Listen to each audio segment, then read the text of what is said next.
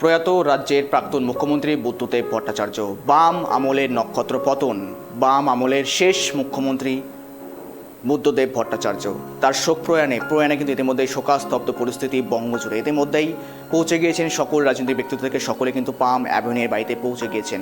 এই সমস্ত বিষয় নিয়ে আমার সহকর্মী নিউজ রুম থেকে জুড়ে রয়েছে সরাসরি।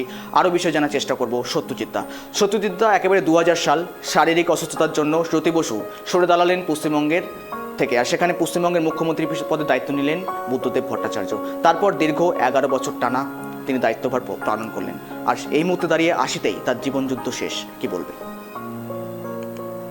রাজনীতির ক্ষেত্রে যদি বলি একটা শোকের দিন হয়ে উঠলো আজকের দিনটি, কারণ প্রাক্তন মুখ্যমন্ত্রী বুদ্ধবাবু প্রয়াত হয়েছেন।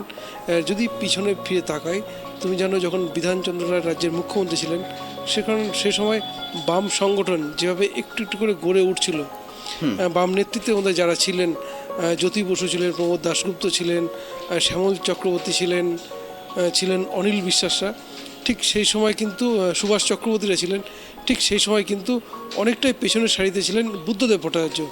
এরপর তুমি বামফ্রন্ট ক্ষমতায় ফেরার সময় তথ্য প্রযুক্তি দপ্তরের মন্ত্রী হয়েছিলেন বুদ্ধদেব ভট্টাচার্য। কিন্তু বাম সরকারের যে দাপট যাদের ছিল, শ্যামল চক্রবর্তী বলো, সুভাষ চক্রবর্তী বলো, অনিল বিশ্বাস রয়েছে, অনিল বসুরা রয়েছেন, পাশাপাশি গৌতম দেব, কিন্তু সেখানে বুদ্ধদেব বাবু কিছুটা হলেও একেবারে সত্যজিৎ, তোমার কাছে আবারও আসবে। এই মুহূর্তে প্রয়াত প্রাক্তন মুখ্যমন্ত্রীকে দেখতে তার বাড়িতে রাজ্যপাল সিবি আনন্দ পৌঁছে গিয়েছিলেন, আর ইতিমধ্যেই তার নিথর দেহ বাইরে বের করা হয়েছে সংরক্ষণের উদ্দেশ্যে।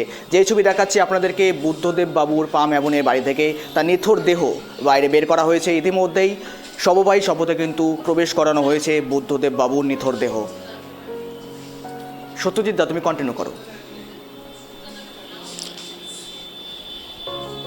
একদমই দেখো তো, সে সময় বাম নেতারা যারা ছিলেন প্রথম সারিতে অনেকটা পেছনেই ছিলেন বুদ্ধদেব ভট্টাচার্য, কিন্তু দেখা যায় তার যে স্বচ্ছ ভাবমূর্তি, একটা ভদ্রলোক সুলভ যে, ফলে স্বাভাবিকভাবে তিনি কিন্তু উঠে এসছেন। 2000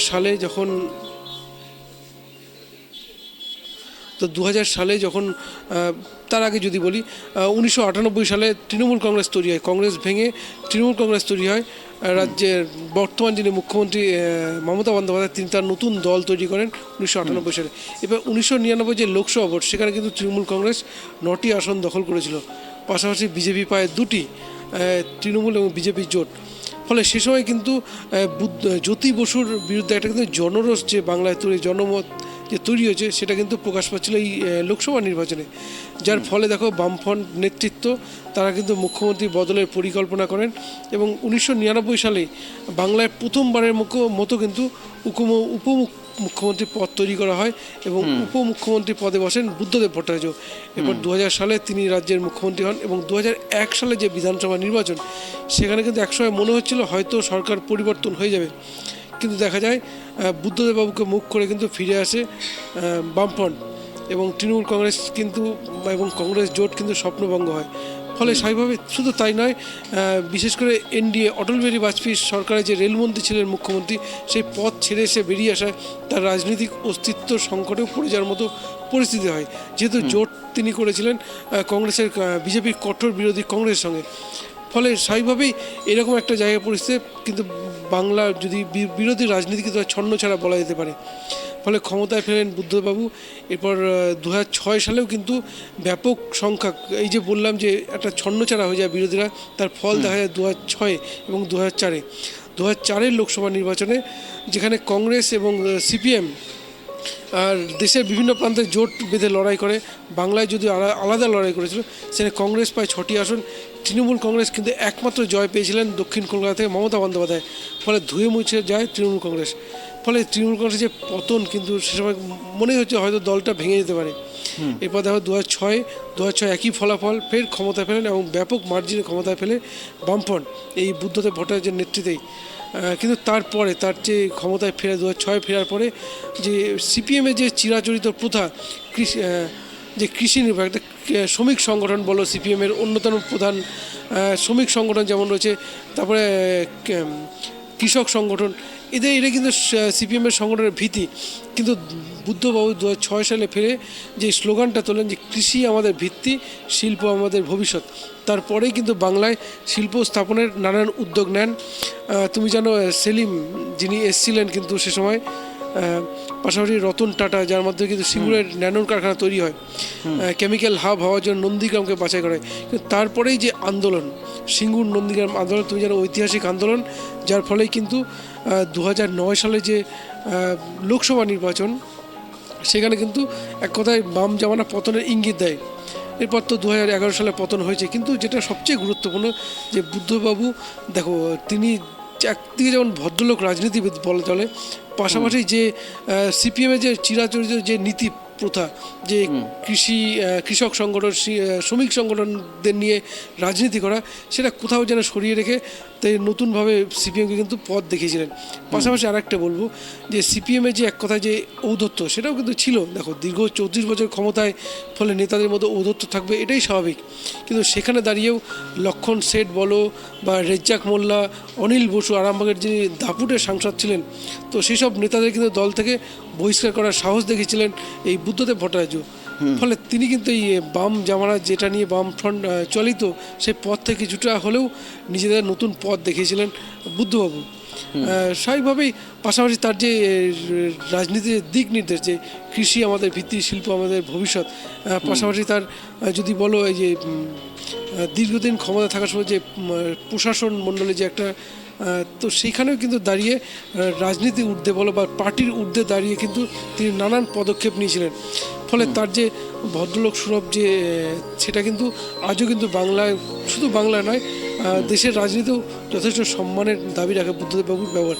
আর একটা জিনিস বলবো যে দেখো বামফ্রন্টে যেটা বর্তমান যে বাংলার রাজনীতি যেটা একেবারে সত্যজিৎদার সঙ্গে থাকো। ইতিমধ্যেই বুদ্ধদেব ভট্টাচার্য নিতদেহ শববাহী করে কিন্তু নিয়ে যাওয়া হচ্ছে, যদিও সে শববাহী ইতিমধ্যে সাজানো হয়েছে বামের সিপিএমের সেই পতাকা দিয়ে শুরু করে, কিন্তু আজ কোনো প্ল্যাকার্ড নেই, আজ কোনো রাজনৈতিক মেরুকরণ নেই, সেখানে নেই কোনো প্ল্যাকার্ড প্রতিবাদ, সেখানে শুধু রয়েছে শুধুমাত্র রাজনৈতিক সমীকরণ কিন্তু নেই। দেখা যাচ্ছে শুধুমাত্র নিতদেহ, তার নিতদেহ ইতিমধ্যেই শববাহী করে নিয়ে যাওয়া হচ্ছে সংরক্ষণের উদ্দেশ্যে। আজ কিন্তু তাকে বুদ্ধদেব ভট্টাচার্যকে, প্রয়াত রাজ্যের প্রাক্তন মুখ্যমন্ত্রী বুদ্ধদেব ভট্টাচার্যকে সংরক্ষণ করে রাখা হবে। আগামীকাল তার শেষযাত্রা রয়েছে। এই মুহূর্তে যেই ছবি দেখাচ্ছি আপনাদের, 80 বছর বয়সী প্রয়াত রাজ্যের প্রাক্তন মুখ্যমন্ত্রী বুদ্ধদেব ভট্টাচার্য, এই মুহূর্তে দাঁড়িয়ে নিথর দেহ নিয়ে যাওয়া হচ্ছে সংরক্ষণের উদ্দেশ্যে। সত্যজিৎ দা, তোমার কাছে আবার চলে আসি। এই মুহূর্তে দাঁড়িয়ে সত্যজিৎ দা, নিথর দেহ নিয়ে যাওয়া হচ্ছে সংরক্ষণের উদ্দেশ্যে। দিন এক কথায় বলা চলে, স্বাভাবিকভাবে তার প্রয়াণে বাংলা, শুধু বাংলা না, শুধু বাম জামানার না, তুমি সমস্ত বিরোধী সমস্ত রাজনৈতিক দলই কিন্তু শোকস্তব্ধ। রাজনীতি শুধু সচেতন না, সাধারণ মানুষও। তখন রাজ্যের মুখ্যমন্ত্রী ইতিমধ্যেই বুদ্ধদেববাবুর আজকের প্রয়াণের দিনটিতে ছুটি ঘোষণা করেছেন। পাশাপাশি তাকে দেখতে গিয়েছিলেন রাজ্যের রাজ্যপাল সিবি আনন্দ বোস। রাজ্যের বিভিন্ন স্তরের, শুধু বাম জামানা, বামফ্রন্ট ছাড়াও তৃণমূল কংগ্রেস বলো, বিজেপি বলো, কংগ্রেস, সমস্ত রাজনৈতিক দলের নেতারাই কিন্তু তার প্রয়াণের শোকস্তব্ধ। ইতিমধ্যে তাকে শ্রদ্ধা জ্ঞাপনের জন্য অনেকেই এসছেন। ফলে স্বাভাবিকভাবেই তার এই প্রয়াণ এক কথায় বলা যায় বাংলার রাজনীতি যথেষ্ট দুঃখের দিন বলা যেতে পারে। শুধু রাজনীতির মধ্যে না, রাজনীতির বাইরে বেরিয়েও শিল্প সংস্কৃতি বলো, সমস্ত দিকের মানুষেরাই কিন্তু তার প্রয়াণের শোকস্তব্ধ। বিভিন্ন মহলতে যে ঋতুপর্ণা সেনগুপ্ত সহ যারা রয়েছেন অভিনেতা তারাও কিন্তু গভীর শোক জ্ঞাপন করেছেন বুদ্ধবাবুর প্রয়াণে। ফলে স্বাভাবিকভাবেই যেটা খবর পাওয়া যাচ্ছে যে তার মরদেহ নিয়ে যাওয়া আলিমুদ্দিনে, এবং সেখানে তাকে শ্রদ্ধা জানানো হবে, এবং আগামীকাল তার কিন্তু শেষকৃত্য সম্পন্ন হবে। গৌরব, একেবারে সত্যজিৎদার সঙ্গে থাকার জন্য ধন্যবাদ তোমাকে। বুদ্ধদেব ভট্টাচার্যকে শেষ শ্রদ্ধার্ঘ্য জানানো হবে আলিমুদ্দিন অ্যাভিনিউতে। সেখানে কিন্তু ইতিমধ্যে পাম অ্যাভিনিউ থেকে মৃতদেহ বাইরে বের করা হলো এবং সেখানে সংরক্ষণের উদ্দেশ্যে তাকে নিয়ে যাওয়া হচ্ছে। বাম রাজনীতির মহীরুহ পতনে শোকাহত রাজনৈতিক মহল।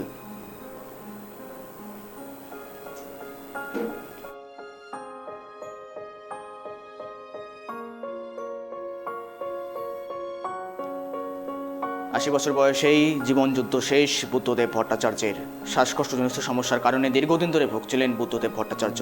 রাজনৈতিক সৌজন্য সবার উপরে, আর যার জেরে কিন্তু রাজনৈতিক মেরুকরণকে দূরে ঠেলে সকল ধর্মের মানুষ, সকল রাজনৈতিক দলের মানুষরা কিন্তু ইতিমধ্যে পৌঁছে গিয়েছেন। পাম অ্যাভিনিউ থেকে ইতিমধ্যেই বুদ্ধদেব ভট্টাচার্যের মৃতদেহ নিয়ে যাওয়া হচ্ছে সংরক্ষণের উদ্দেশ্যে। আজ তাকে সংরক্ষণ অর্থাৎ পিস ওয়ার্ল্ডে রাখা হবে। এরপর আগামীকাল তার শেষ যাত্রা রয়েছে।